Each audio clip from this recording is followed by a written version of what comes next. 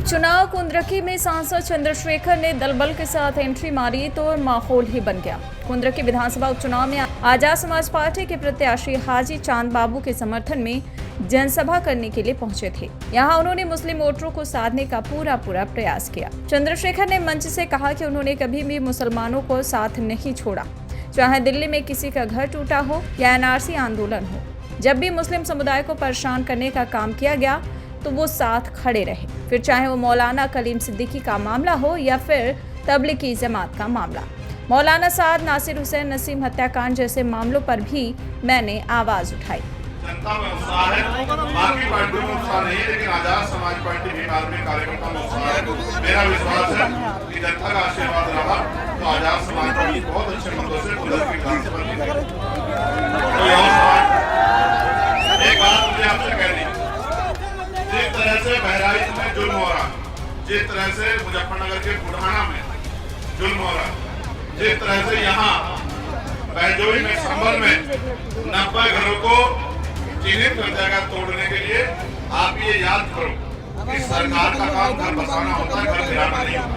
ये जो जानबूझ के चुनावी एजेंडा सेट करने के लिए दलितों, पिछड़ों, मुसलमानों, आदिवासियों पे, किसानों पे, महिलाओं पे, नौजवानों पे जो जुल्म कर रही है सरकार, जनता वोट की चोट से सूद समेत हिसाब चुकता करेगी और ये तानाशाही जाती नहीं चलेगी।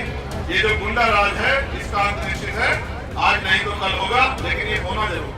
साथ ही कहा कि सपा की तरफ इशारा करते हुए कि बहराइच और बुढ़ाना में जुल्म हो रहा है, लेकिन जिनके आपने 37 MP बना दिए वो चादर तान कर एसी में सो रहे हैं, जबकि वो सड़कों पर लड़ाई लड़ रहे हैं।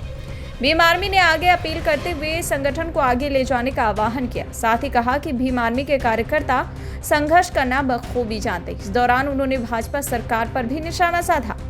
कि आजमाए को आजमाओगे तो वही मिलेगा जो मिलता आया। अगर उनको आजमा कर जनता चाहती है तो जनता तय करे, और हमें मौका देना चाहती है सेवा का, तो आप देखना जिस तरह पार्लियामेंट में चंद्रशेखर आजाद लड़ाई लड़ता है, उसी तरह असेंबली में हाजी चांद बाबू जनता की लड़ाई लड़ने का काम करें, पूरे प्रदेश की आवाज बनने का। कहा कि प्रदेश की जनता उपचुनाव में भाजपा को वोट की चोट से सबक सिखाने का काम करने जा रही। साथ ही कहा 2024 के लोकसभा चुनाव में भाजपा को जनता की ओर से हार का सामना करना पड़ेगा। यही वजह है कि भाजपा अब जनता को बुलडोजर से डराने धमकाने का काम कर रही है। भाजपा पर उन्होंने जातिवाद और समाज को बांटने का भी आरोप लगाया। इसी के साथ आरक्षण पर भी चंद्रशेखर आजाद, अखिलेश यादव और बीजेपी पर जबरदस्त भड़के।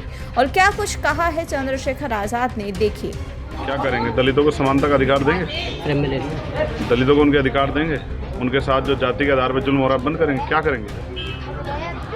उनकी सरकार है, मैं लगातार कह रहा हूँ, मोहन भागवत जी को, मोदी जी को आदेश करना चाहिए कि जातिहीन समाज की स्थापना के लिए जातियों को खत्म करने का काम करें। वो नारे देते हैं पटेंग कटेंगे, इन सब नारों की बजाय जो है, चुनावी नारों की बजाय कुछ सार्थक काम करके दिखाएं। कब तक ये देश इस देश में जो जाति के आधार पर बंटवारा सहता रहेगा? अब उनकी सरकार है, जिस तरह GST पे प्राइम मिनिस्टर ने आके कहा, जिस तरह से नोटबंदी पे कहा, तो देर क्यों करते हैं? मैं तो चाहता हूँ प्राइम मिनिस्टर आज आ जाएं और लाइव आके कहें कि आज के बाद देश में कोई जाति नहीं, सब भारतीय होंगे और सबको भारतीय होने पे गर्व होना चाहिए। बाबा साहब अम्बेडकर ने कहा था, हम प्रथम द्वितीय भारतीय हैं, हमें गर्व है कि हम भारतीय हैं। लेकिन सरकार उसके लिए कर क्या रही है? सरकार तो चुनावी आधार पर जो है, जाति धर्म के आधार पर हिंसा कराती है, जुल्म कराती है, लोगों को डराने का, धमकाने का, बुलडोजर चलाने का काम करती है। तो ये पहल बहुत दिनों से चल रही है, ये सिर्फ वोट लेने के लिए, इनका जमीनी सच्चाई कुछ नहीं। अगर ऐसा होता तो आज देश में बहुत बड़ा बदलाव होता। बाबा साहब इसी प्रयास करते हुए चले गए कि ये जो गैर बराबरी थी खत्म हो, और जब नहीं कर पाए तो उन्होंने बौद्ध धर्म की दीक्षा ली। तो ये तो हम सबके सामने है। इस चालों को, इन झूठे वादों को, इन झूठी मीटिंगों को जनता देख चुकी है और जनता अब इनके झांसे में नहीं आने वाली। फिलहाल देखा जिस तरीके से चंद्रशेखर आजाद चुनाव प्रचार में जुटे हुए हैं, लगातार बीजेपी पर निशाना साध रहे हैं, चाहे वो अखिलेश यादव ही क्यों ना हो, उन पर भी भड़के हुए और लगातार आरक्षण से लेकर मुस्लिमों के मुद्दों को वो उठाते रहे। देखना ये होगा कि क्या इसका फायदा चंद्रशेखर आजाद को मिलता है या नहीं। जिस तरीके से उत्तर प्रदेश उपचुनाव में चंद्रशेखर आजाद को लेकर लोगों में क्रेज बना हुआ है, क्या वाकई में चंद्रशेखर आजाद का पलड़ा भारी होता है? इस पर आपकी राय क्या है, हमें बताइएगा।